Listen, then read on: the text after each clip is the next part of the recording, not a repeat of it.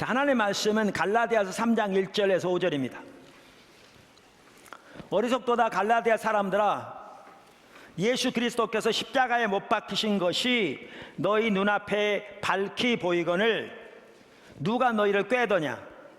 이 꾀는다는 말이요, 사탄이 하와를 미혹했을 때 그때와 같은 단어입니다. 물론 구약 성경은 히브리어고 신약은 헬라어지만 같은 단어입니다. 내가 너희에게 다만 이것을 알려 하노니 너희가 성령을 받은 것이 율법의 행위로냐 듣고 믿음으로냐. 너희가 이같이 어리석으냐. 성령으로 시작하였다가 이제는 육체로 마치겠느냐. 너희가 이같이 많은 괴로움을 헛되이 받았느냐. 과연 헛되냐. 너희에게 성령을 주시고 너희 가운데서 능력을 행하시는 이의 일이 율법의 행위에서냐 듣고 믿음에서냐. 아멘. 우리가 설교를 시리즈로 하다 보면, 제가 이렇게 설교를 하다 보면, 우리가 설교를 듣다 보면 어느 한 부분을 하나님이 더 우리 가운데 세우시기 위해서 그 하나님의 길을 배워가는 거잖아요. 그러니까 이제 조목조목 그 부분들을 이렇게 배워가다 보니까 더 이렇게 충분하게 알게 되는 장점은 있지만, 이렇게 시리즈로 쭉 설교를 하다 보면, 그리고 듣다 보면 단점이 뭐냐 하면 왜 이 설교를 시작했지? 라는 걸 잊어버리기 쉽습니다. 그러면 우리가 듣긴 듣는데 방향을 잃어버리는 거죠. 자, 그러면 우리가 왜 이 설교를 하게 됐고 듣게 됐는가? 하나님께서 이 시대에 이사야 하반부에 나오는 놀라운 신약의 교회신 유업을 제시하고 계시다고요. 우리 가운데 그걸 나타내고 계시고, 근데 그건 철저하게 십자가의 복음에 세워진 그 교회 가운데 주어지게 돼 있죠. 왜냐하면 십자가 복음의 유업이거든요. 그 부분이 이미 살펴본 것처럼. 자, 그리고 그것을 위해서, 그러니까 교회가 철저하게, 우리 개인이 철저하게 십자가의 복음에 세워져야 되지만 해야 할 중요한 요소가 세 가지가 있다고 그랬죠. 하나는 뭐죠? 무엇보다 하나님을 찾는 것이죠. 그래서 하나님을 찾는 것을 시리즈를 살펴보고 책으로까지 나왔습니다. 충분히 이해하도록. 사실 우리가 하나님을 찾아야 합니다. 하나님을 찾는 게 핵심입니다. 자, 보시면 우리가 하나님을 찾아야 되는데 하나님을 찾는 수단이 뭐라고 그랬죠? 크게 세 가지. 첫째는 예배. 예배 핵심이 찬양과 경배죠.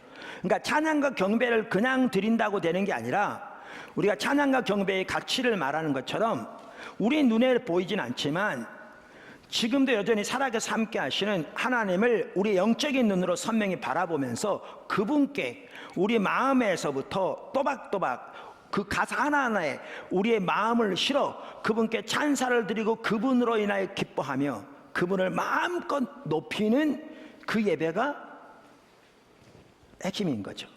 사실 여러분이 그렇게 이 찬양과 경배 때 예배를 드려야 합니다.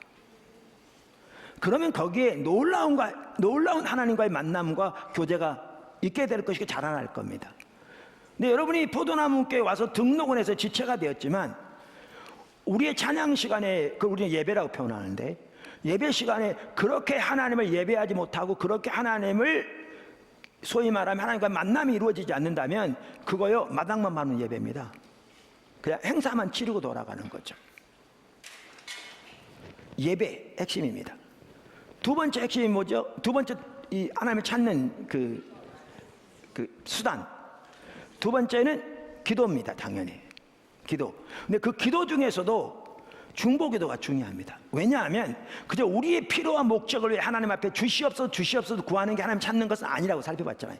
그러니까 하나님을 알기를 구하고 하나님의 마음과 뜻을 알기를 구하고 이 시대를 향한 하나님의 목적을 알기 원하고 하나님의 비전을 알기 원하고 그 하나님의 뜻과 목적이 우리 가운데 이루어지도록, 이 나라 가운데 이루어지도록 하나님 앞에 간절히 부르짖고 찾는, 주님을 찾는 가운데, 주님의 영광을 보기를 구하는 가운데, 이게 중보기도거든요.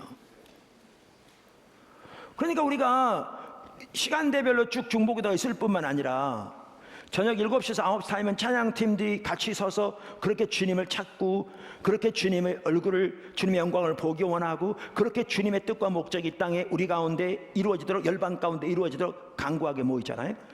이게 주님, 그러니까 우리가 모이는 것도 그냥 모이는 게 아니고요. 이 순서를 그렇게 떼온다고 되는 게 아니고 항상 핵심은 순서에 있지 않습니다. 이 시간을 통해서 그렇게 하나님 그분의 영광을 보기를 갈망하고 그분의 뜻을 알기를 갈망하고 그 뜻이 이루어지도록 그렇게 간절히 기도하고자 하는 마음으로 모이게 될 때에, 그리고 그렇게 하나님 앞에 나갈 때 하나님 함께 하시는 거죠. 다 알려져 있습니다, 여러분에게. 자, 중보기도. 또 하나가 뭐죠? 말씀. 그러니까 말씀 묵상인데, 그냥 말씀 묵상도 오늘 이 구절 묵상해서 이 말씀 감동이셔서 이 큐티 했는데 마음에 좀 훈훈해, 이걸 말하는 게 아니죠. 다윗이 그랬고 뭐 다른 하나님의 사람들이 그랬던 것처럼 말씀 안에서 하나님의 길을 발견하기 원하고 하나님의 목적을 발견하기 원하고 말씀을 통해 하나님의 의중을 더 깨닫기 원하고, 근데 그것은 말씀을 많이 연구한다만 되는 게 아니라, 당연히 연구할 뿐만 아니라 묵상할 뿐만 아니라 성령께서 우리의 마음을 밝혀서 하나님의 말씀을 통해 하나님과 하나님의 목적, 하나님의 길을 깨닫게 하셔야 되기에 절박함으로 주님을 찾고 구하는 가운데 말씀을 묵상하는 것이죠. 아멘. 자, 하나님을 찾는 수단이 이 세 가지입니다, 지금. 자, 그럼 간단합니다. 여러분이 이 세 가지를 안 하고 있으면 여러분은 하나님만 찾고 있는 겁니다. 그만큼 간단합니다. 하나님 찾는 수단이 세 가지입니다. 하나님 찾는 방법이 이 세 가지입니다, 성경에 보면. 그러면 여러분이 이 세 가지를 안 하고 있으면 하나님만 찾고 있는 겁니다. 너무나 명백합니다. 너무나 명백합니다. 그래서 우리가 하나님을 찾는 것이 핵심입니다. 할렐루야. 그 다음에 거기에 또 하나 중요한 게 중보기도인데 같이 가는 것이고요. 이제 사랑의 섬김이 있는데, 그래서 우리가 그 부분을 쭉 살펴봤습니다. 그러면서 우리가 어디로 왔느냐면, 왜 하나님 나라 시리즈를 살펴보게 되었냐면, 우리의 예배 가운데 하나님이 실질적으로 하늘을 가르시고 영광으로 임하시는 하나님의 부흥이 임하기를 기대하자. 할렐루야. 실질적으로 하나님의 임재 가운데 우리 가운데 함께 하셔서 하나님만 하실 수 있는 일을 실질적으로 우리 가운데 행하시기를 우리는 기대하자. 우리의 삶에서도 그렇지만 우리의 예배 가운데, 특별히 성경에 보면 교회가 예배로 모일 때 그때 하나님 특별히 함께 하셨거든요. 학자들이 말하는 대로 우리가 이미 교회를 살펴본 것처럼 어떤 면에서는 교회가 예배로 모일 때가 교회거든요. 그러니까 포도나무 교회는 건물이 포도나무 교회가 아니고 포도나무 교회 성도들의 모임이 교회예요. 근데 가장 근본적으로 언제가 교회냐? 포도나무 교회가 예배로 모일 때, 지금이 교회예요. 지금이. 그리고 그때 하나님이 어느 때보다 함께 하세요. 요 말씀에 의하면, 아까 말씀드린 모였는데 함께 하지 않는다, 그러면 이거 문제가 있는 거예요. 그게 정상이 아니고 문제가 있는 거죠. 그거는 뭔가 잘못된 거죠. 그러니까 올바로 잡아가야 되죠. 하나님이 역사하시는 게 정상인 거죠, 하나님의 말씀에 의하면. 그래서 우리 가운데 매우 함께 하시지만 우리 가운데 더 하나님이 함께 하시기를 사모하고 기대하고 때로는 기다리고 열망하자. 근데 그걸 살펴보려면 뭘 알아야 되냐면 하나님 나라를 알아야 합니다.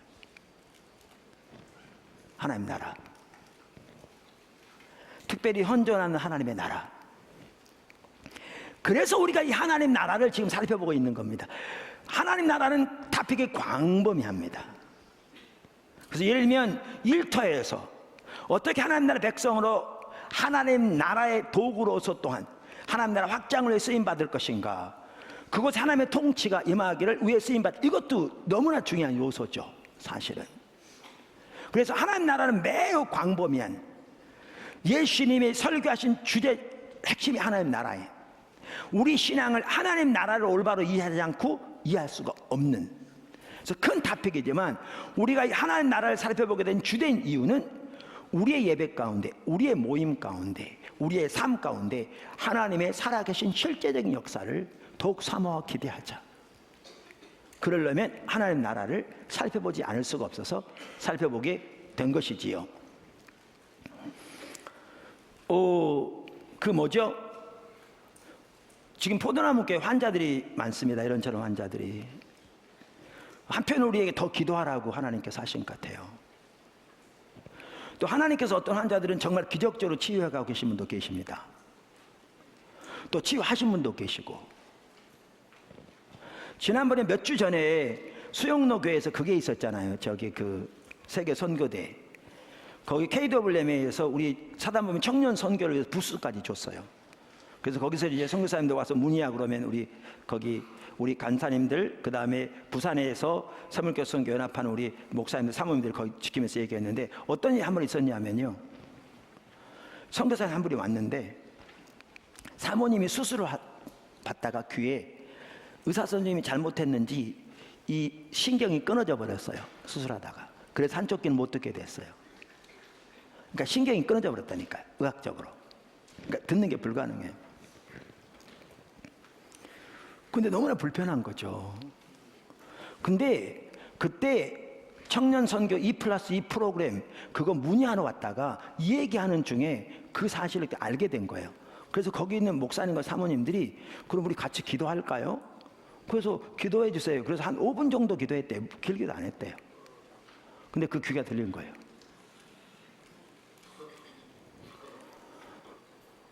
그래가지고요. 그 다음날도 오셨는데 혹시 일시적인 착각 때문에 뭐 들린다 그럴까봐 그 다음날 다시 실험해 봤는데요. 어떻게 실험해 봤냐면 가까이서 얘기하면 다른 한쪽 귀가 있으니까 뭐 할 수 있어서 사모님이 화장실 멀리 떨어져 가서 이쪽에서 목사님이 휴대폰으로 전화하면 그분이 안 들렸던 귀에다가 전화기를 대고 통화를 한 거예요. 근데 또렷하게 들린 거죠. 그래서 울며 불며 난리가 났어요.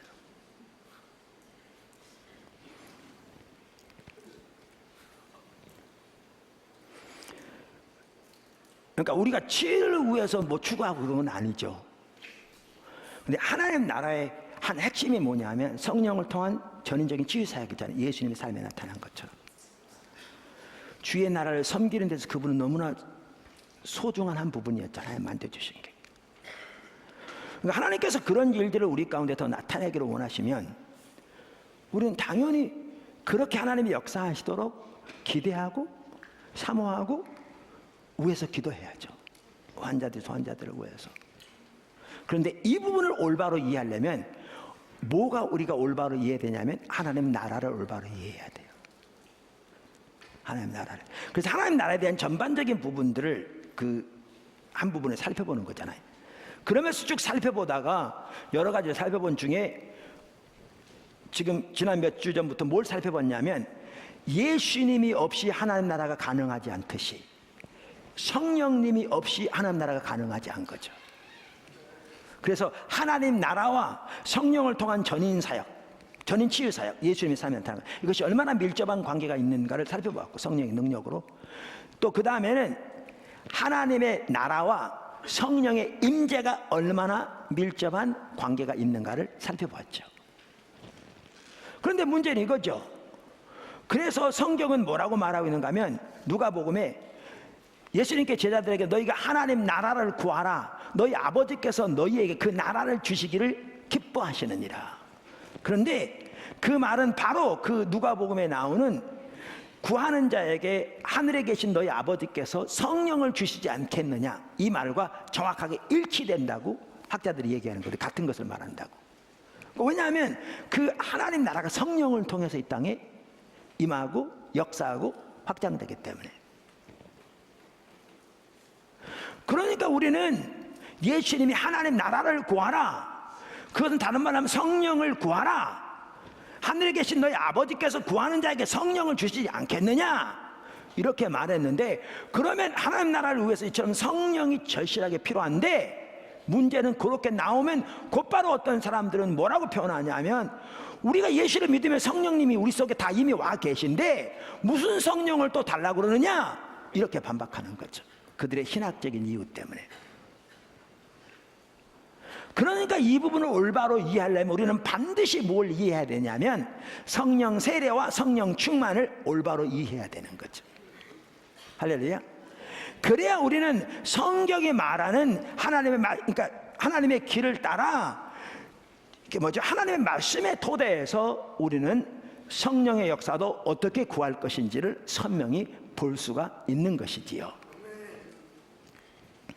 그래서 사실 한 시간에 한 타임에 성령 세례와 성령 충만 전체를 살펴보는 게 너무나 좋은데, 컨퍼런스처럼 설교를 한 1시간, 3시간 반 이렇게 하면 살펴볼 수 있을지 모르지만 주일날은 그렇게 할 수가 없어서 나누다 보니까 지난 주간에는 성령 세례에 대해 살펴봤죠. 그러니까 우리가 예수를 믿으면 성령님이 우리 속에서 내주하신다. 그것이 성경이 말하는 성령 세례다. 그리고 성령님이 우리 속에 오시기 때문에 우리는 예수 믿는 사람은 누구든지 그 성령과 교제할 수 있고 성령의 인도를 따라 사는 것이 우리의 신앙생활이고, 그래서 성령님의 통치 아래 늘 그분이 다스리는 삶을 살기를 추구해야 한다라는 것이죠. 그리고 그 성령께서 우리를 통해 나타나시는 대로, 택하시는 대로 다양한 성령의 은사들도 나타날 수 있다. 그 부분을 살펴봤죠. 근데 문제는 이제는 성령 충만을 살펴보려고 하는 거죠. 그러면 문제는 이거죠. 성령 믿는 사람들은 다 이미 성령으로 세례를 받았기 때문에, 혹은 침례를 받았기 때문에 더 이상 어떠한 성령의 역사도 기대할 필요가 없다는 말인가? 라는 거죠. 우리는 역사적으로 그리고 세계적으로 후속적인 놀라운 성령의 역사를 경험한 수많은 사람들을 알고 있는데, 그들의 경험을 그러면 어떻게 설명할 것인가? 라는 것이죠. 제가 이 책 지난주 읽고 오라고 그러셨는데 2부에 보시면 얼마나 읽고 오셨는지 제가 안 물어보겠습니다. 안 읽고 왔다고 하는 손들을 많이 들으면 내가 창피해서, 내가 스스로 말빨이 떨어지는 거라 그걸 도저히 보고 있을 수 없어서 안 물어보겠습니다. 이 책에 무디 목사님의 얘기도 있습니다만, 그분은 시카고에서 꽤 성공적인 목회를 하고 있었거든요. 근데 그것으로 만족할 수 없었습니다. 그는 더 큰 사랑과 능력을 부어주시도록 하나님께 간절히 기도했고요. 얼마나 사모했든지 더 큰 능력이 없으면 살고 싶은 의욕이 없을 정도였다고 합니다. 그러던 어느 날 뉴욕에서 감히 말로 표현할 수 없는 하나님의 사랑과 성령의 불을 체험하게 되었고, 그 이후로 그는 전 세계적인 부흥사가 되었으며, 초등학교 교육도 제대로 받지 못한 그가 영국의 케임브리지 대학에서 설교할 때는 그 대학교 교수들이 앞으로 나와서 무릎을 꿇고 하나님 앞에 회개하는 역사들도 일어났습니다. 그럼 이걸 어떻게 설명하느냐는 얘기죠. 이 책은요, 제가 가끔 읽어드리고 인용하는 마틴 로이드 존스 목사님이 쓴 부흥이라는 책입니다. 제가 여기에 한 부분을 읽어드리겠습니다. 이 책은 1957년인가 그 해에 쓰여졌습니다. 그러니까 그 시점을 생각하시고 들으시면 됩니다. 100년 전, 그러니까 그때부터 100년 전이죠. 북아일랜드와 웨일즈에서 일어난 일도 마찬가지였습니다. 저는 데이비드 몰간이라는 사람을 언급한 적이 있습니다. 그 사람은 매우 평범한 목회자였습니다. 말하자면 그럭저럭 목회에 나가는 사람이었습니다. 아무도 그 사람의 이름을 들어본 적이 없었습니다. 또한 주목할 만한 일을 한 적도 없었습니다. 그런데 갑자기 이 능력이, 성령의 능력이 그 사람에게 임하였습니다. 부어진 거죠. 임한 거죠. 제가 말씀드린 바와 같이 2년 동안 그는 사자처럼 설교했습니다. 그런데 2년 후에 그 능력이 물러가 버렸습니다. 그는 다시 옛 데이빗 몰간으로 돌아왔습니다. 똑같은 사람이 되었습니다. 그러니까 평범한 목회자였어요. 특별한 일도 일어나지 않는. 그런데 어느 날 갑자기 성령의 능력이 강력하게 임해가지고요, 그때부터 2년 동안 설교를 통해서 놀라운 하나님의 역사가 일어났어요. 그런데 2년 후에 옛날 옛 데이빗 몰간 목사로 돌아왔어요. 이걸 어떻게 설명할 수 있냐는 얘기죠. 이거를. 그것을 사람들의 차원에서 설명할 수 없습니다. 오직 설명은 한 가지뿐입니다. 능하신 주의 손입니다. 하나님이 성령을 임하신 거죠. 또 다른 분의 얘기를 들게요. 300여 년 전 스코틀랜드에 존 리빙스턴이라는 설교자가 있었습니다.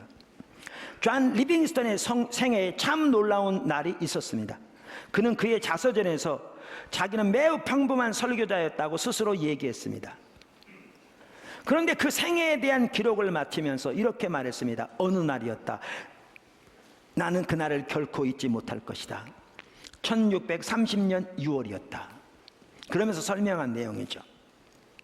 어떤 일이 있었는가?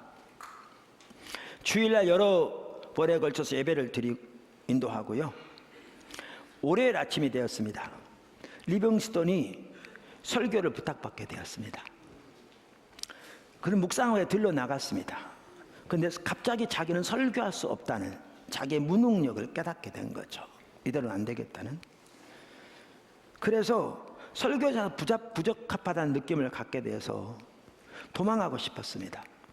그런데 갑자기 하나님의 음성이 자기의 심령 속에 말씀하시는 것 같았습니다. 도망치지 말라. 하나님은 그런 식으로 일하시는 분이 아니다. 그래서 그 느낌 때문에 그는 돌아와야만 했습니다. 그리고 그는 본문 말씀으로 에스겔 36장을 설교했습니다. 1시간 반가량 설교했고요. 그리고 그 메시지를 적용하기 시작했습니다. 그런데 어떤 일이 일어났는지 아십니까? 그가 그 메시지를 적용하기 시작할 때 갑자기 하나님의 성령이 그에게 임했습니다. 그리고 그 자신을 사로잡았습니다. 그렇게 되자 사람들은 문자 그대로 땅바닥에 넘어져서 그 예배에서 500명이 회심하게 되었습니다. 500명이 회심했다 그러니까 이 로이드 존스 목사님이 이렇게 말합니다. 요즘처럼 예수님 영접할 사람 나오세요 그럴 때 500명이 나왔다 이런 말이 아니라는 거죠. 그 당시에 그런 게 없었다는 거죠. 그건 최근 일이거든요. 그 20세기에나 있었습니다. 그전에는 없었습니다. 그러면서 이렇게 말합니다. 현대 그리스도인들이요, 제가 지금 말해야 되는 것은 불행히도 존 리빙스턴이 그 모임을 잘 분간하지 못했다는 것입니다. 500명이 예배가 끝난 다음에 나왔다고 말하지 않았습니다. 그게 아니라는 거죠. 그들은 그러한 유의 일을 하지 않았습니다. 500명이 죄를 깨닫게 되고 땅바닥에 구르면서 어쩔 줄을 몰라 했습니다. 어떤 사람들은 교회에 와서 신음했고 어떤 사람들은 여러 날 이러한 교회에 빠져 있었습니다. 그러나 그 설교의 결과로 500명이 교회에 들어왔습니다. 회심할 뻔 교회에 들어서 지속적으로 회심한 상태를 유지하고 성도로 살아간 거죠. 한 번에 설교. 이걸 어떻게 설명합니까? 지금 제가 이런 내용들이요, 교회 역사상 수천 수만 건 있었습니다. 그거는 뭘로 설명할 수 있습니까? 그래서 이것을 이해하려면 후속적인 성령의 역사가 있다는 사실을 우리는 기억해야 합니다. 예수를 믿을 때 성령님이 우리 속에 들어오셔서 내주하시는데 그걸 성령 세례라고 부르는데, 성경은 후속적인 성령의 역사에 대해서도 말하고 있습니다. 그걸 이따 살펴보겠지만 그것을 성령 충만이라고 합니다. 오늘의 주제가 그 부분입니다. 자, 그러면 하나씩 살펴보죠. 첫째, 후속적인 성령의 역사. 후속적인 성령의 역사. 말씀드린 대로 성령 세례는 우리가 예수를 믿을 때 우리에게 일어납니다. 그러나 성경은 또한 후속적인 성령의 역사가 있음을 우리에게 분명하게 말해주고 있습니다. 제 책 성령 사역 회복에는 더 많은 그 구절들이 나와 있습니다만은 오늘은 그 후속적인 성령의 역사를 보여주는 가장 대표적인 한 구절만 여기서 살펴보겠습니다. 그 한 대표적인 구절이 우리가 읽은 본문 말씀 갈라디아서 3장 1절에서 5절입니다. 1절에서 5절. 다시 한번 보시죠. 오늘 본문 말씀. 자, 1절. 뭐부터 시작합니까? 어리석도다 갈라디아 사람들아. 그 다음에 뭐라고요? 예수 그리스도께서 십자가에 못 박히신 것이 너희 눈앞에 밝히 보이거늘. 이게 아주 중요한 말입니다. 지금 예수님 십자가를 말하고 있습니다. 그래서 누가 너희를 꾀더냐. 그러면서 2절에 뭐라고 그랬어요? 너희가 성령을 뭐 한 것이? 받은 것이. 자, 너희가 성령을 어떻게 한 것이? 받은 것이. 받은 것이. 율법의 행위로서냐 듣고 믿음으로냐. 자, 답이 뭐예요? 듣고 믿음으로라는 거죠. 믿음으로다. 그 다음에 5절을 한번 보십시오. 아까 나머지 읽었으니까. 자, 너희 가운데서 너희에게 성령을 주시고, 어떻게, 성령을 어떻게 하시고? 주시고, 너희 가운데서 능력을 행하시는 이의 일이 율법의 행위에서냐 듣고 믿음에서냐. 답변은 뭐예요? 듣고 믿음에서라. 근데 여기 아주 중요한 게 있습니다. 아까 2절에 너희가 성령을 받은 것은 그랬잖아요. 근데 5절에 너에게 성령을 주시고 그랬잖아요. 이 둘이 다른 겁니다. 다른 사건을 가리킵니다. 다른 사건을. 그러니까 이 구절을 보면 두 종류의 성령의 역사가 있는 것을 명확하게 볼 수 있습니다. 자, 우선 2절에 너희가 성령을 받은 것은, 이 말은 우리가 성령을 처음 받은 것을 의미합니다. 그러니까 이 헬라어 성경에 이 단어가 단순 과거형이에요. 영어로 aorist tense예요. 이 말은 과거 한 시점에 일어난 것을 말합니다. 그렇기 때문에 이 지금 성령을 받은 것은 뭐죠? 우리가 처음 성령을 받은 것을 말합니다. 왜냐하면 왜 처음 성령을 받은 것을 의미하는 건지를 뭘 보면 아느냐면요, 바로 다음 절을 보아도 합니다. 3절에 바로 뭐라고 그랬냐면 너희가 이같이 어리석으냐, 그 다음 어떻게 해요? 성령으로 시작하였다가. 그러니까 이 구절을 보면 2절에 일어난 일이 우리 신앙의 시작 때 일어난 것임을 보여줍니다. 명백하게. 그렇죠. 그러니까 그 시제를 보아도 명확하고요, 바로 3절을 보아도 명확하고, 2절에 성령을 받았다는 말은 우리 신앙의 시작에 우리가 성령을 받은 것을 의미합니다. 그게 언제 일어나죠? 우리가 구원받을 때 일어납니다. 우리가 지난주에 살펴본 성령 세례를 의미합니다. 우리가 예수를 믿을 때 성령님이 우리 속에 오셔서 내주하시는 그 사건을 의미합니다. 지금 2절은. 그래서요, 그 제임스 스톤이라는 유명한 학자가 있는데, 그분도 블랙스 뉴 테스트먼트 카멘터리라는 주석 시리즈에서 갈라디아 주석에서 이 구절에 대해서 설명하면서 이렇게 말합니다. 이분이 이 공식, 그러면서 가로 열고 성령을 받은 것의 경험 가로 닫고, 이 공식은 이미 대략 중생과 그리스도의 제자로서의 삶의 시작을 말하는 기술적인 용어이다. 그러면서 여기 성경 구절 쫙 나열합니다. 제가 그건 뭐 책에 있으니까 복잡해서 안 읽어드렸습니다. 그러니까 다시 말하면 이분도 이 2절에 나오는 성령을 받은 것은 중생의 사건, 그리스도의 삶의 시작의 사건을 의미하는 것을 명백하게 말한다고 말하고 있죠. 이 구절 보면 여러 곳에서. 왜냐하면 시대가 단순 과거형으로 그렇고요, 바로 3절을 보아도 이게 신앙의 시작을 의미하는 것임을 볼 수 있어요. 무슨 아시죠? 자, 그러면 이거는 쉽게 이해될 수 있는데, 그럼 5절에 성령을 주시고는 어떤, 이거 다른 거예요. 이게 제가 말하고자 하는 바예요. 5절은 지금 뭐라고 그랬느냐, 여기 보시면 아까 너희에게 성령을 어떻게 하시고? 주시고 그랬어요. 근데 여기에 너희에게 성령을 주시고 라고 말할 때 이 주다라는 단어가 헬라어로 현재형이에요. 그러니까 이 5절에 이 주시고는 2절에 처음 예수를 믿을 때 그들에게 주셨던 성령의 역사를 말하는 게 아니에요. 명확하게 이 구절은. 참고로 이거 현재형인데요, 신약 성경에서는, 그러니까 신약 헬라어로 쓰여진 헬라어에서는 현재형은 시간적으로는 현재를, 행동의 종류는 지속적인 행동을 가리켜요. 뭔 말인지 잘 모르시겠죠? 뭐 오래 다니신 분들은 여러분 제가 설교해서 아는데, 우리말 과거, 현재, 미래, 뭐 영어 과거, 현재, 미래, 완료, 이런 것들은 다 시간만 의미해요. 그 현재 시간, 과거 시간, 미래 시간. 근데 헬라어에는 시간을 의미할 뿐만 아니라 그 속에 행동의 종류가 들어있어요. 그러니까 예를 들면 단순 과거 같은 경우에는 점적인 행동이라고 그래요. 펑틸리어라고 그러는데 영어로 말하면 점. 그러니까 이런 거예요. 제가 좀 하품하면 이러다 보면 사진 딱 찍으면 이렇게 되잖아요. 그러니까 그 순간만 찍히는 거잖아요. 이게 점적인 행동이에요. 그러니까 과거에 한 시점에 일어난 사건, 점적인 행동이에요. 근데 이렇게 동영상을 찍으면 이게 아니라 쭉 연결되잖아요. 이게 현재형이에요. 이게 지속된 행동이에요. 이거를 선적인 행동이라고 그래요. 선적인 행동이라고 그래요. 뭔 말인지 아시겠죠?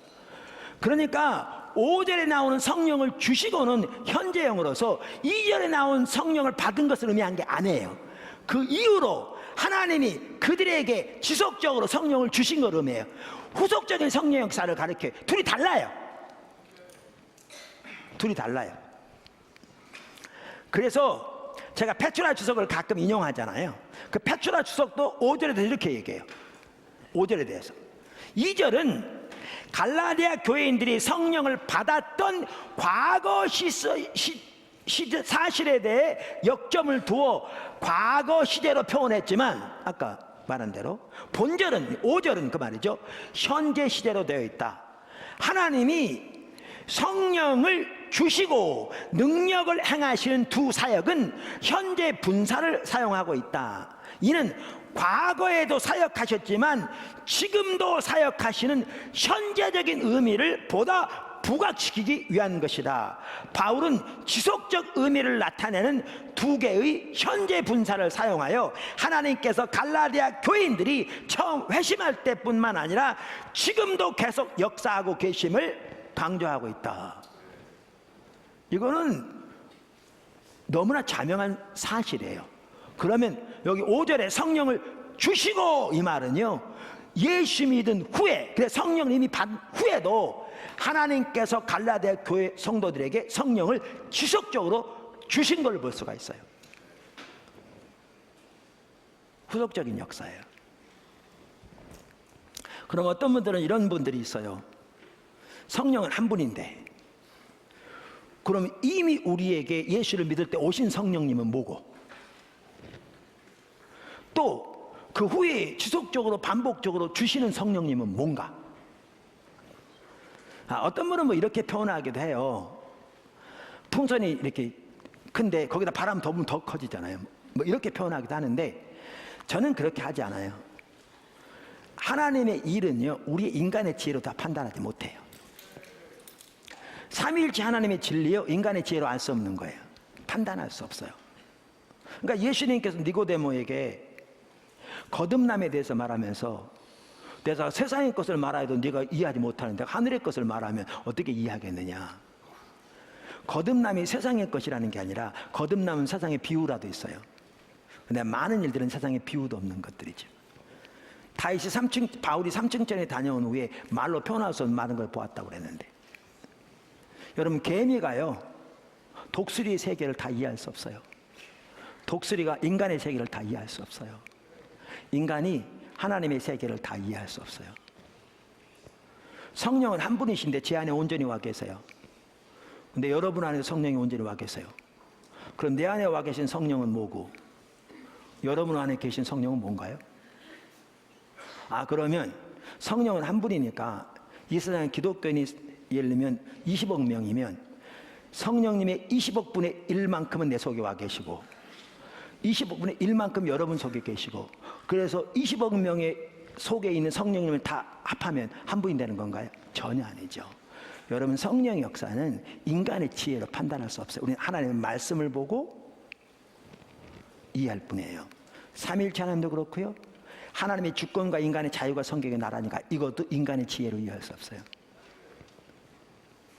예수님이 100% 하나님의 동시에 100% 인간이세요. 이거 인간의 지혜로 이해 못해요. 근데 저는 그런 걸 보면서도요 전혀 문제가 되지 않아요. 왜요?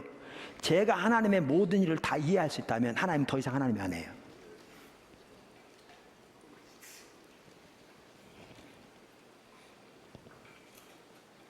피조물이 인간이 다 이해할 수 있는 하나님 무슨 하나님이에요? 그래서 하나님 말씀의 토대에서 믿음으로 받아들이는 거죠. 그러면 성경은 명백하게 우리가 예수를 믿을 때 성령님이 우리 속에 오셔서 우리가 성령을 받았지만, 갈라디아 3장만 하더라도 하나님이 지속적으로 우리에게 성령을 주신다고 표현하고 있어요.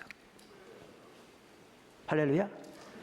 아까 2000년 교회 역사만 하더라 이런 일들이 수없이 많았어요. 아까 몇 가지 예만 지금 들은 거예요. 몇 가지 예만. 근데 우리는 경험이 그렇다고 해서 무조건 받아들일 게 아니라 성경을 토대로 경험을 해석해야 되는데 성경이 명백하게 그렇게 말하고 있다는 거죠. 할렐루야. 자, 그러면 우리는 이 갈라디아 3장에서 후속적인 성령의 역사에 대해서 중요한 몇 가지를 볼 수 있어요. 지금 이 구절에서. 하나는 하나님께서 우리에게 성령을 지속적으로 주시는 것과 하나님께서 우리 가운데서 능력으로 역사하시는 것이 연결되어 있어요. 할렐루야. 능력으로 역사는 연결되어 있어요. 왜냐하면 성경이 뭐라고 그러냐면 이렇게 되어 있거든요. 아까 5절에 너희에게 성령을 주시고 너희 가운데서 능력으로 행하시는 이의 일이, 이렇게 말하고 있으니까 두 개가 연결되어 있잖아요. 그러니까 교회 가운데 성령의 역사가 회복되기 위해서는 성령 세례와 성령 충만에 대한 올바른 이해가 정착되는 것이 매우 중요한 것도 이 때문이에요. 할렐루야. 그리고 우리가 그렇지 않으면 성령을 소멸할 수 있어요. 성령을 소멸한단 말은 성령이 불을 끈다는 말이거든요. 성령 역사를 가로막는다는 거거든요. 오늘날 그렇게 심각한 죄를 짓고 있는 사람도 적지 않아요.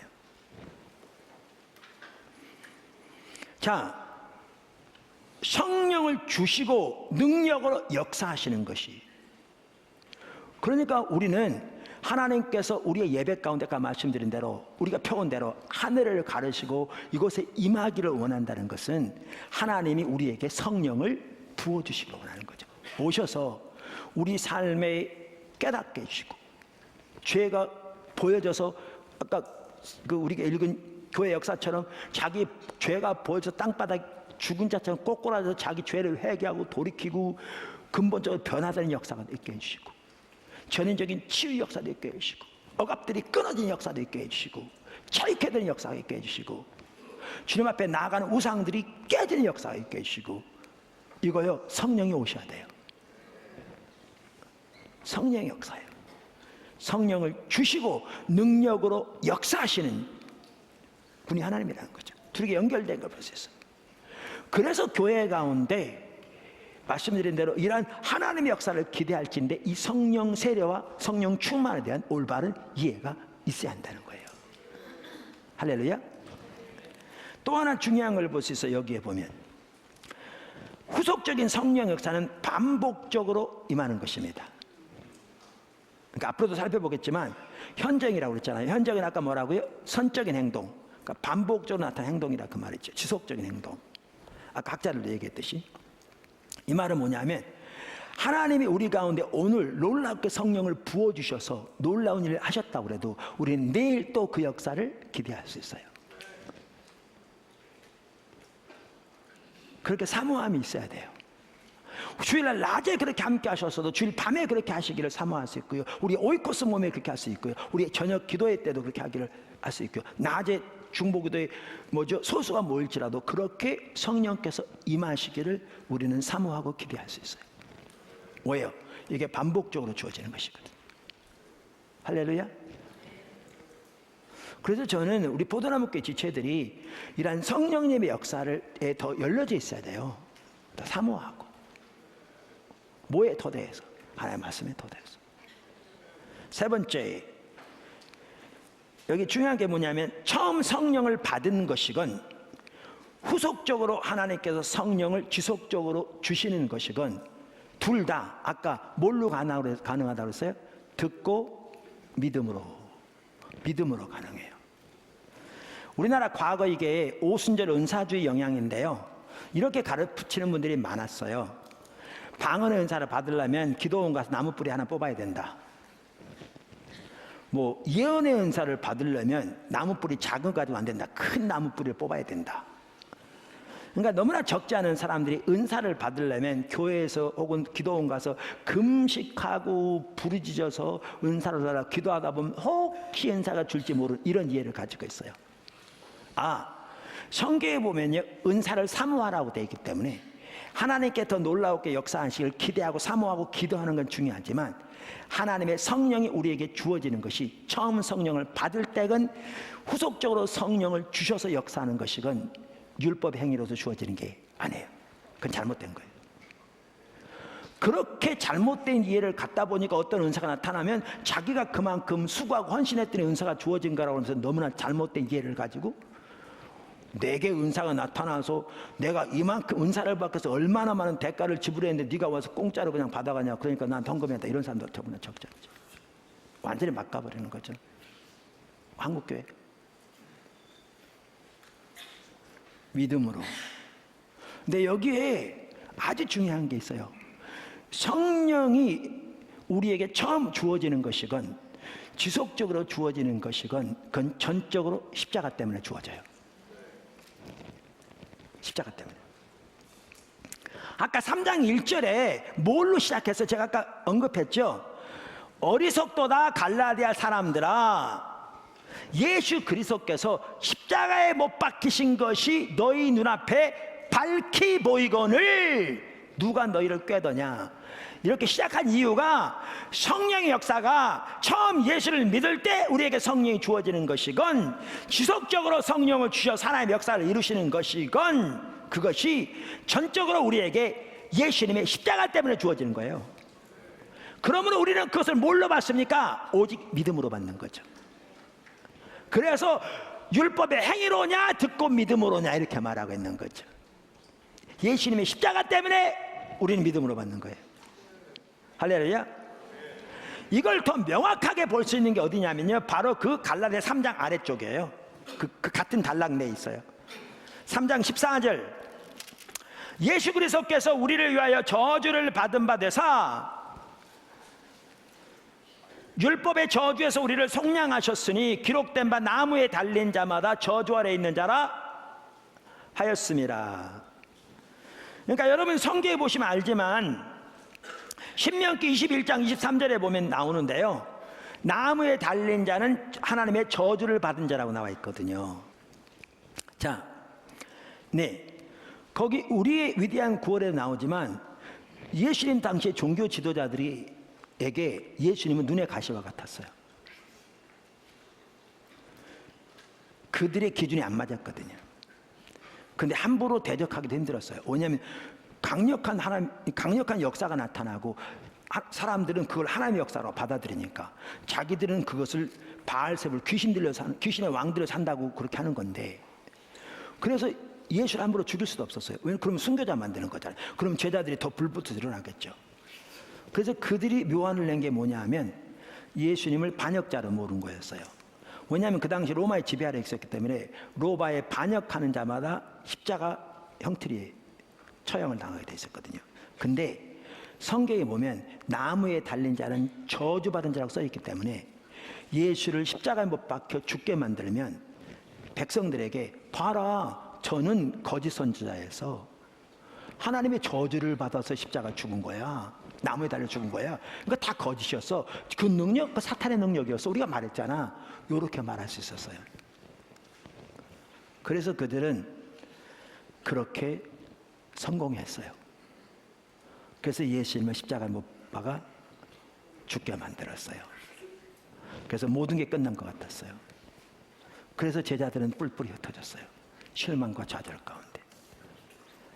근데 이 모든 것을 근본적으로 이번에 우리 그 군성교 사건처럼 순식간에 전환시킨 사건이 있었습니다.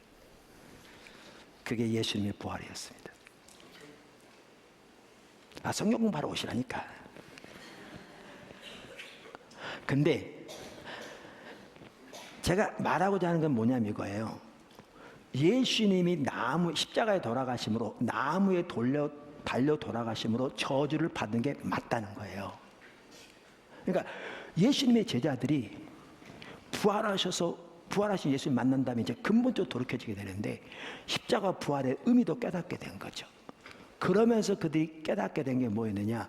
예수님이 십자가 나무에 달려 돌아가심으로 저주를 받은 게 맞다는 거예요. 근데 왜 저주를 받으셨느냐? 우리를 율법의 저주에서 속량하시기 위해 받으셨다는 거죠. 우리가 받을 저주를 대신 지고 저주를 받으셨다는 거죠.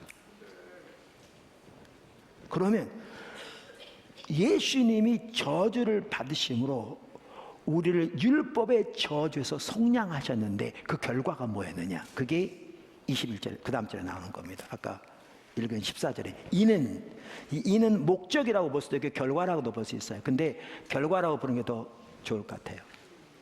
이는 그 결과로 어떻게 되느냐? 그리스도 예수 안에서, 누구 안에서?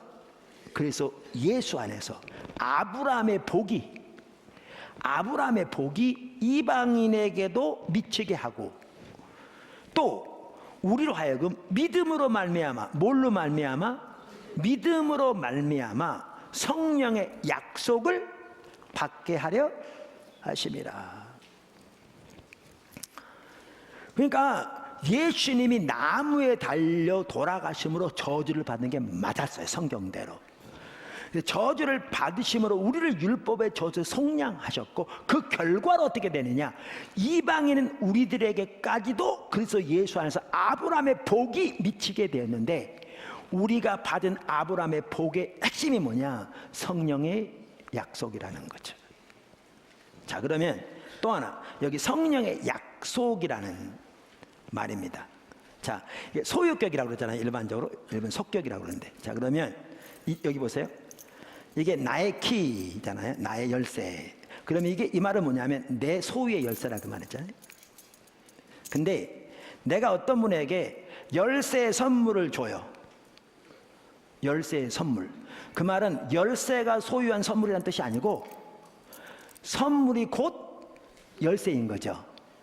이렇게 속격, 소유격을 속격이라고 그러는데 영어로 제네티브.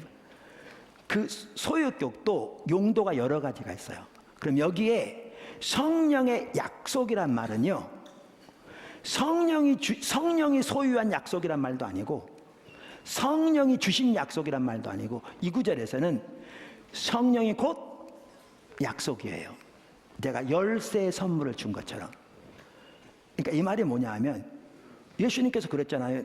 너희는 몇 날이 못 돼요 위로부터 능력이 입힐 때가 기다리라 하면서 아버지의 약속하신 것을 기다리라.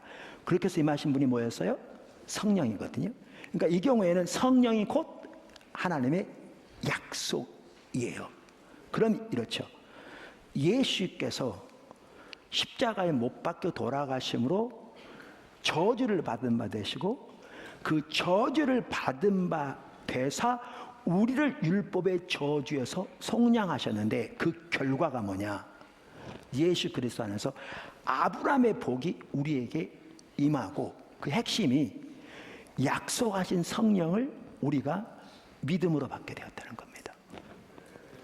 그러니까 아까 2절과 5절에서 1절부터 갈라디아 사람들아 이렇게 어리석으냐, 누가 너희를 꾀더냐 그러면서 너희가 성령을 받은 것이, 너희에게 성령을 주시고 역사하시는 것이 율법의 행위로냐 듣고 믿음으로냐?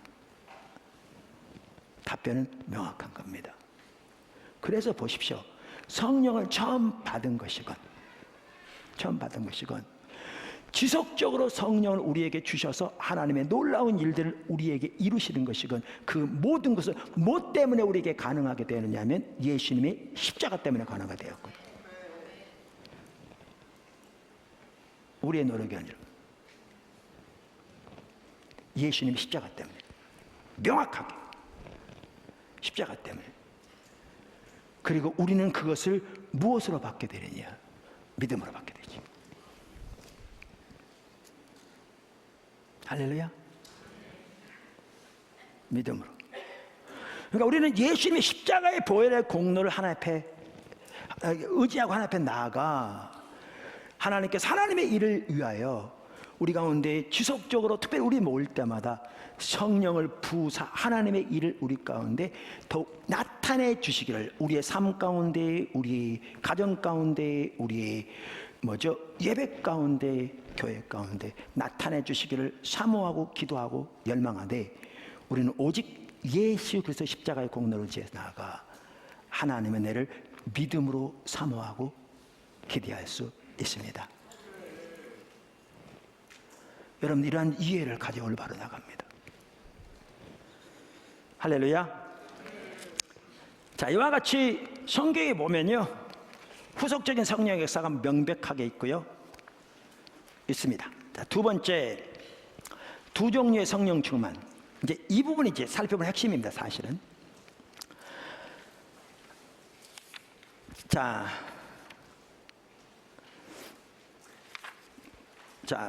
우선 성경은 이렇게 후속적인 성령의 역사에 대해서 말하고 있는데, 그것을 성령 충만이라고 부릅니다. 그것을. 그러니까 우리가 예수를 믿을 때 성령님이 우리에게 오시는 것을 성령 세례라고 부르고요. 그 다음에 하나님께서 지속적으로 후속적으로 우리에게 성령을 주셔서 역사하시는데, 그것을 성경은 성령 충만이라고 부릅니다. 성령 충만이라고 부릅니다. 자, 우선 그 부분을 잠깐 언급하면, 성경 주제별 사전이라고 있어요. 주제별이라면 타피컬, 그러니까 성경에 나오는 여러 내용들을 주제별로, 성령, 성령의 은사, 교회, 이렇게 주제별로 그 해당하는 성경 구절들을 쭉 이렇게 나열해서 정리해 놓은 성경이 주제별 성경이에요. 그리고 주제별로 이렇게 쭉 설명해 놓은 게 주제별 사전이에요. 이렇게 무슨 말 아시겠죠? 그 주제별 사전 중에 하나가 그 영국에서 나온 마틴 맨서라는 분이 전체적으로 이렇게 대표로 편집해서 나온 그 Dictionary of Bible Themes라는 그 책이 있어요. The Accessible and Comprehensive Tool for Topical Studies, 이렇게 해가지고요. 그러니까 쉽게 말하면 성경 주제별 사전이에요. 아주 귀한 사전이에요. 좋은 책이에요. 거기에 보면 성령과 관련된 용어를 정리하면서 이렇게 말해요. 그 책 3263쪽에 이렇게 말해요. 신약 용어, 신약 용어 그러면서 사도행전 1장 5절, 2장 4절, 10장 47절. 그러니까 그거 읽어봐야 돼요. 제가 여기 찾아봤어요. 자, 우선 1장 5절은 어떤 구절이? 이 구절이에요. 요한은 물로 세례를 혹은 침례를 베풀었으나 몇 날이 못되어 성령으로 세례를, 침례를 받으리라 하셨느니라. 그러니까 여기에 성령 세례에 대한 얘기가 나왔죠. 이 구절이고요. 2장 4절은 어떤 사건이에요? 오순절날 성령 임했을 때 그 사건이죠. 2장 4절에 이렇게 말해요. 그들이 다 성령의 충만함을 받아, 뭐를 받아? 충만함을 받고 성령이 말하게 하심을 따라 다른 언어들로 말하기를 시작하니라. 자, 그래서 아까는 성령의 세례가 나왔고, 이 구절은 성령의 충만함을 받고 이렇게 나오죠. 그 다음 10장 47절은 어느 구절이냐면, 베드로가 고넬료의 집에 들어갔을 때 성령이 그들에게 임했잖아요. 그때 베드로가 한 말이에요. 47절. 이에 베드로가 이르되 이 사람들이 우리와 같이 성령을 받았으니, 뭐 했으니? 성령을 받았으니 누가 능히 물로 침례 베풀물, 그 말이요. 그러니까 이 세 구절에 보면 아까 성령 세례란 말이 나오고, 성령의 충만함을 받고란 말이고, 오순절날, 그 다음에 고넬료 집에 일어난 사건을 두고 저들이 성령을 받았으니, 이 세 가지 표현을 말하는 거예요. 아까 그 세 구절을 언급한 것은. 그러면서 그 사전이 이렇게 말합니다. 이 세 구절을 말한 다음에 이 용어들이, 그 용어란 것만 지금 제가 설명한 용어들이에요. 이 용어들이 성령에 대한 첫 번째 경험들에 대해 사용될 때, 그러니까 성령을 처음 받은 것에 대해 사용될 때, 이 용어들이 사실상 동의어다. 동의어인 반면 뭐에 사용될 때? 성령님을 처음 받은 것을 설명할 때 사용될 때 사실상 동의어인 반면, 그 다음에 이렇게 말합니다. 충만하여, 영어로 filled, 충만하여는 역시 후속적인 경험들, 그리고 동일한 하나님의 능력을 새롭게 경험하는 것을 표기하기 위해 사용되었다. 그러니까 성경에 나오는 후속적인 성령의 경험들을 표현하기 위해 사용된 용어가 뭐냐? 충만이라는 단어입니다. 충만이라는 단어입니다. 그러니까 이렇게 성경에는 후속적인 성령의 역사에 대해서 말하고 있는데, 특별히 사도행전에 이게 정확하게 나오는데, 후속적인 성령의 역사를 성경은 뭐라고 표현하고 있는가? 성령 충만이라고 표현하고 있습니다. 할렐루야. 그러니까 성령 세례와 성령 충만을 올바로 이해해야 된다. 아멘. 근데 여기에 참 중요한 게 있습니다. 여기에 참 중요한 게 있는데, 그게 뭐냐면, 그래서 이걸 세 번째로 할까요? 그럼 세 번째, 두 종류의 성령 충만.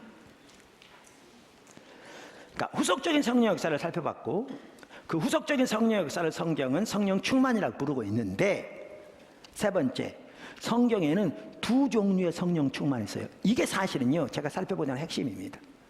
이게 두 종류의 성령 충만. 몇 종류가 있다고요? 두 종류. 두 종류. 근데 사도행전만 봐도요, 두 종류의 성령 충만이 있는 것을 명확하게 볼 수 있어요. 두 종류의 성령 충만은. 자, 성경 구절들을 지금 살펴볼 겁니다. 한 종류는 어디 나오냐면요, 사도행전 6장 3절 5절 11장 24절 등에 나옵니다. 어디 나온다고요? 사도행전 6장 3절 6장 5절 11장 24절 등에 나옵니다. 자, 그러면 제가 6장 3절 읽어볼게요. 형제들아, 너희 가운데서 성령과 지혜가 충만하여. 뭐가 충만하여? 성령과 지혜가 충만하여 칭찬받는 사람 7을 택하라. 우리가 이 일을 그들에게 맡기고. 아멘. 그러니까 여기에 사도행전에는요, 집사라는 용어가 없습니다. 근데 여기 7사람은 흔히 집사의 원조라고 할 수 있죠. 오늘날의 교회는요, 그러니까 우리가 이것을 배제하기 위해서 노력하잖아요. 우리 잘하고 있는 겁니다. 여러분, 여기까지 오기만 해도 절대 쉬운 일이 아니었습니다. 지금 우리가 하고 있는 거 일반 교회 살려면요, 이거 쉽지 않습니다. 뭔 얘기냐면, 오늘날의 교회는 직분이, 원래 성경의 직분은 섬기는 직책입니다. 근데 직분이 신분화되어 있고 계급화되어 있어요. 오늘날의 교회는 이거 전혀 성경적이 아니에요. 거기다가 100명의 성도면 거의 90명 이상이 집사 이상이에요. 이건 정말 심각하죠. 아, 한 분 한 분이 여기 나온 것처럼 성숙한 사람들이면 너무너무 좋죠. 근데 문제는 가치관과 삶의 태도와 가치나 자세나 하나님과의 관계나 사람과의 관계 등에서 너무나 심각하게 무너져 있는데, 종교적인 의식만 잘한다고 직분이 세워지면 그 교회는 어디로 가겠습니까? 이게 정말 심각한 거죠. 정말 심각한 거죠. 근데 예루살렘 교회만 하더라도요, 성도가 5,000명이 넘었어요, 최소한. 근데 집사 7명이었어요. 근데 그들을 뽑으면서 하는 말이 뭐냐 하면, 성령과 지혜가 충만한 사람을 뽑으라. 그랬더니 바로 5절에는 온 무리가 이 일을 기뻐하여 믿음과 성령이 충만한 사람, 스데반과 그러면 쭉 그런 사람을 택하여, 이렇게 말하죠. 사실 그래서 제가 말씀드린 대로 우리 운영위원 뽑을 때 이런 분을 뽑아야 합니다. 아, 지금 운영위원인데 안 그렇다. 그러니까 제 말을 항상 반대로 이해하지 말라, 그 말이에요.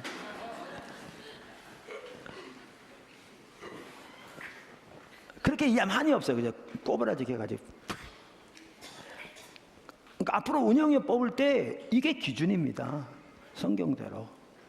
그러니까 쉽게 한 표 그냥 던지고, 아, 저분 잘 아는데, 이렇게 해서 안 됩니다.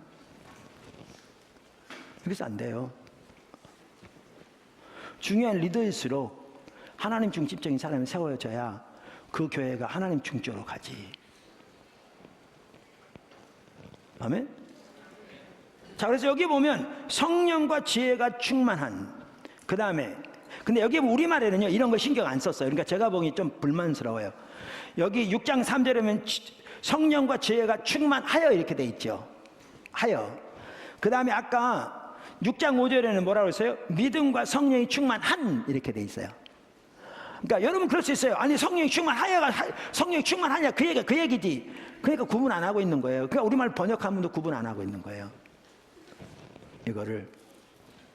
그러니까 그런 게 좀 아쉬워요. 그러니까 여기 보면, 그래서 성령과 지혜가 충만한, 이렇게 돼 있죠. 그 다음에 아까 11장 24절은 누구에 대한 얘기냐? 바나바에 대한 얘기예요.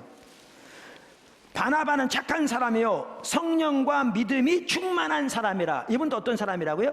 성령과 믿음이 충만한 사람이라. 이에 큰 무리가 주께 더하여지니라.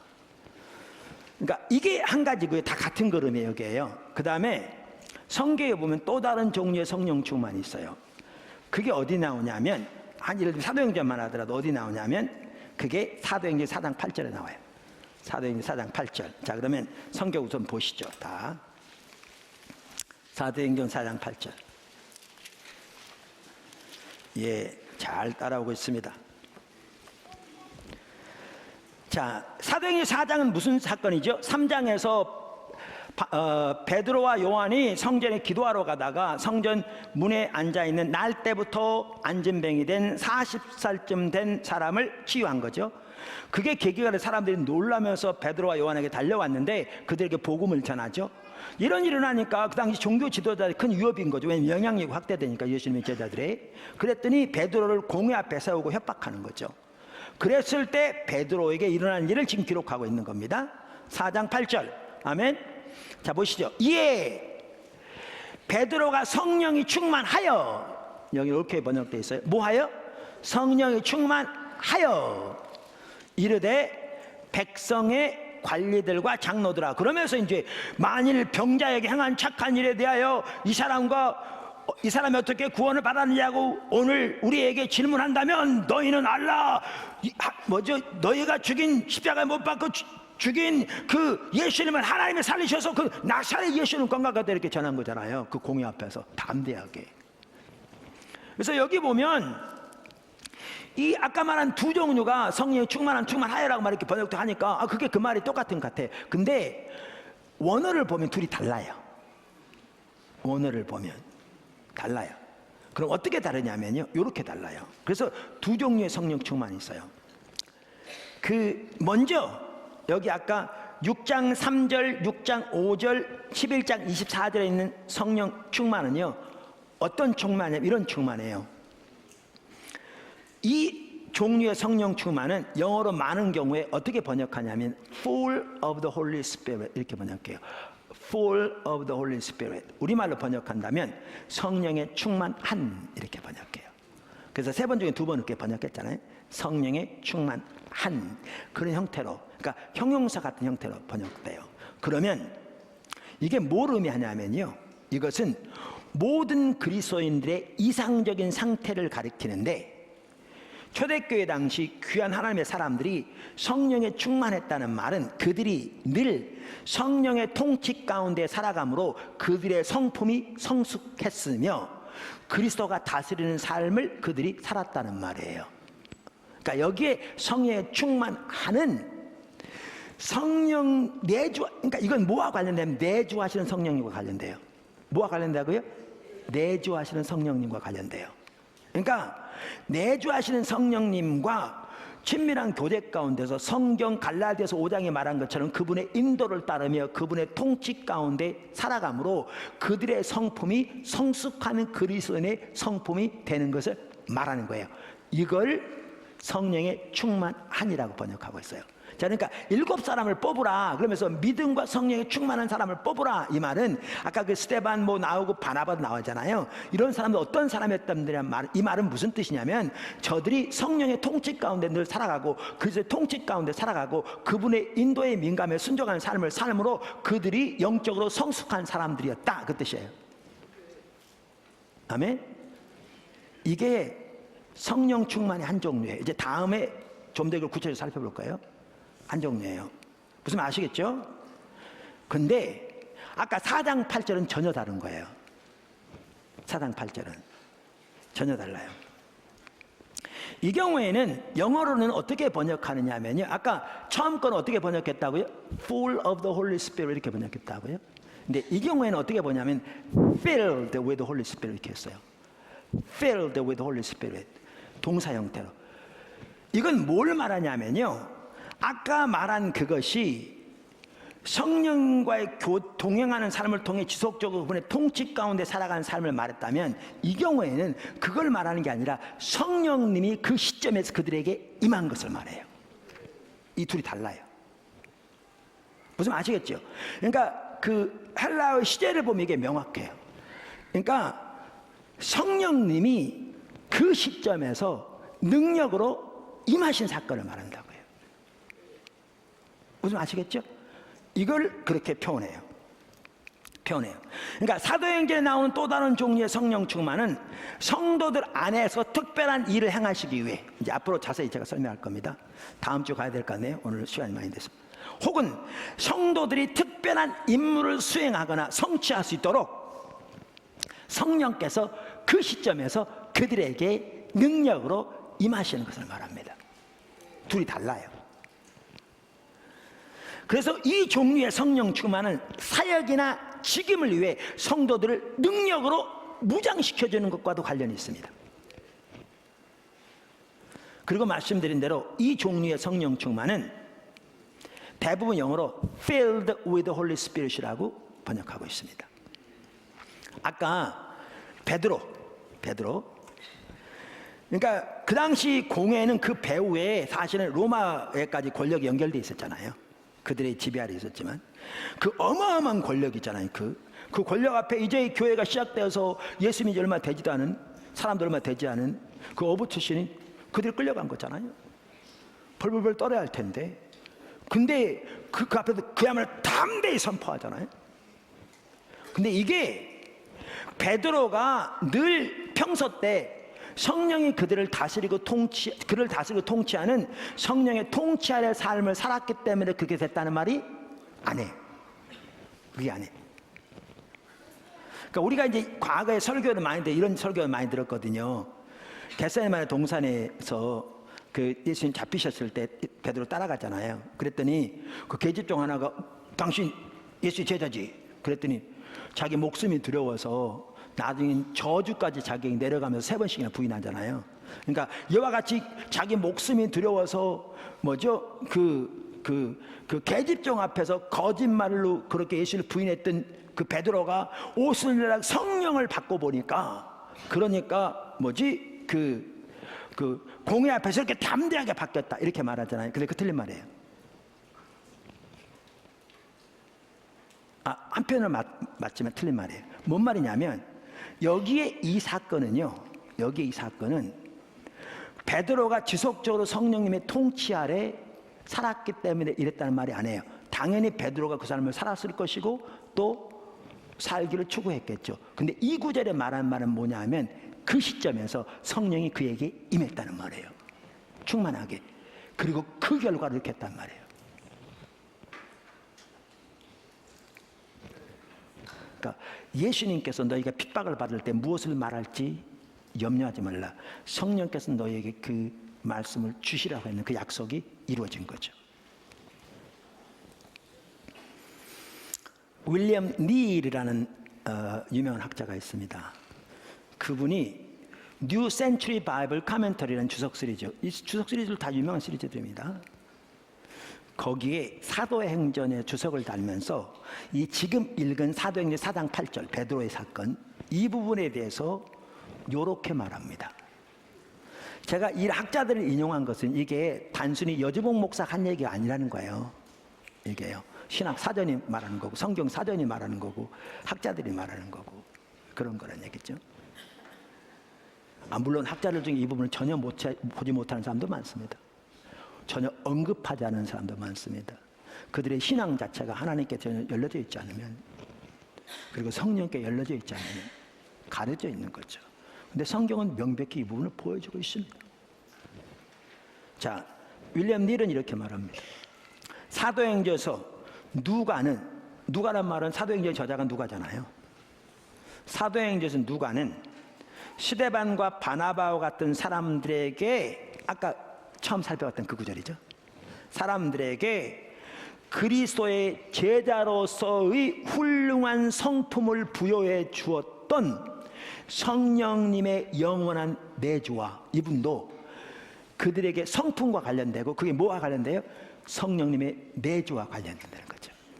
똑같이 내주하신 성령님께 민감해 순종한 그분의 통치 가운데 살아감으로 성숙한 성품이 그에게 주어지는 걸 말하는 거죠. 이 내주와 여기 베드로의 경우에서처럼 특별한 영감의 부어주심을 구별하고 있다. 그는 이거를 뭐라고 부르냐면 특별한 영감의 부어주신다고. 그러니까 그 시점에 하나님이 영감을 특별히 부어주는, 성령을 부어주는 걸 말하죠. 그러면서 이렇게 말하죠. 구별하고 있다. 이 특별한 영감의 부어주심이 단순한 어부를 그리스도를 위한 확신 있고 두려움 없는 대변인으로 변화시켰다. 이것이 예수님께서 하신 약속이 성취된 것이다. 핍박을 받을 때 이렇게 할 거라는. 그러니까 이 사건은요, 성령의 능력으로 임하신 사건입니다. 그 시점에서. 할렐루야. 아까 제가 주제별 성경 말씀드렸잖아요. 주제별 성경.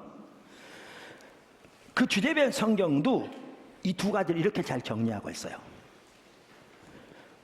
그러니까 성령이 충만하여 라는 말의 의미는, 이건 동사 형태죠. Filled with the Holy Spirit. 말의 의미는 하나님의 능력을 의식적으로 경험하는 것을 말한다. 그러니까 하나님의 능력이 그에게 임한 것을 말하죠. 그걸 경험하는 것을 말하죠. 그 다음에 성령의 충만한 이라는 의미는 형용사 형태의 full of the Holy Spirit 번역돼. 이것은 지속적인 성숙한 기독교인의 성품을 말한다. 똑같아요. 그러니까 이게 주제별 사전이건 학자들이건 그래서 보는 사람은 똑같이 얘기해요.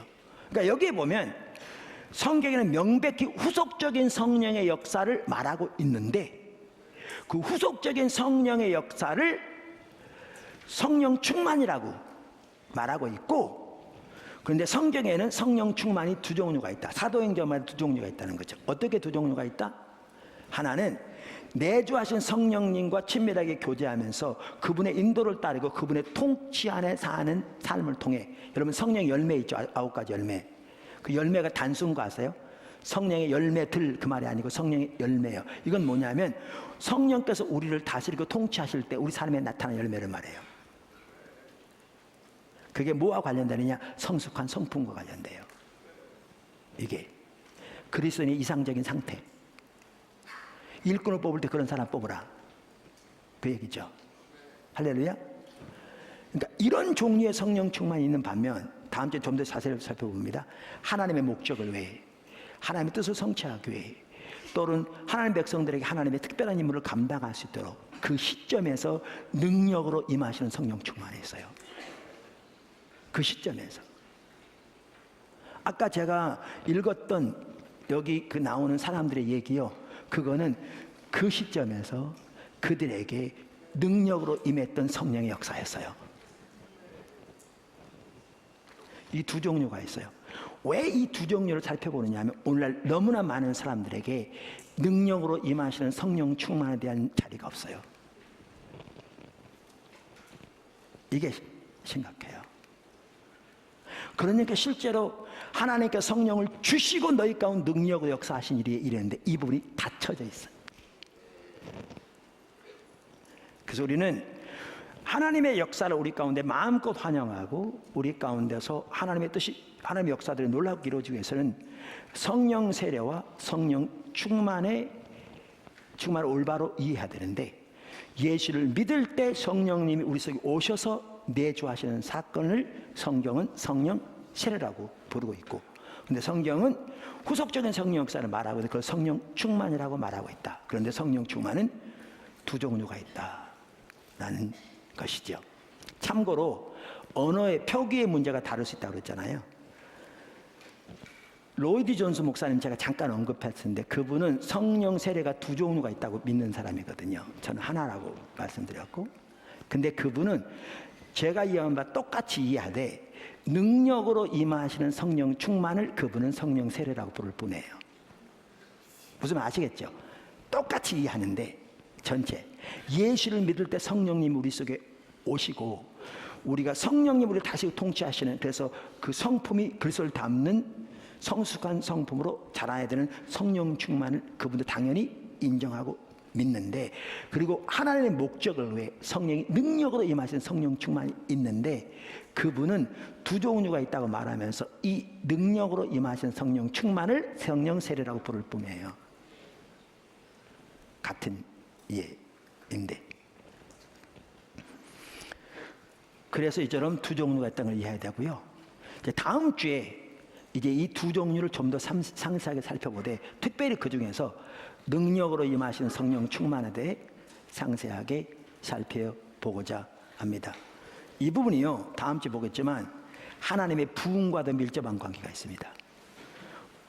평양 대부흥, 웨일즈 부흥, 요한에서 이랬던 부흥. 우리나라 지금 총신의 그 박형규 교수님, 부흥의 그야말로 연구에서 어떻게 보면 대가라고 하시는 귀한 분이잖아요. 이분도 부흥을 뭐라고 정의하느냐? 성령의 부어주심이라고 해요. 조나단 에드워즈 부흥을 뭐라고 전제하느냐? 성령의 부어주심이라고 해요. 마틴 로이드 존스, 하나님의 부흥을 뭐라고 정의하느냐? 성령의 부어주심이라고 해요. 자, 그러면 이 구조 가운데 부흥이 뭘 말하는 줄 아세요? 능력으로 임하시는 성령 충만, 이게 부흥이에요. 이게 대규모로 하는 게 부흥이에요, 그게. 그러면 요 자리가 없다면 부흥을 위한 자리가 없어요. 그러면서 부흥을 위해 기도한다는 건 너무나 어리석은 거예요. 그래서 우리가 이 성경적인 진리로 무장되는 게 그만큼 중요합니다. 할렐루야. 하나님의 역사를 마음껏 사모하고 기대하고 갈망하는 우리가 되기를 바랍니다. 생각보다 시간이 많이 갔네요. 기도하겠습니다.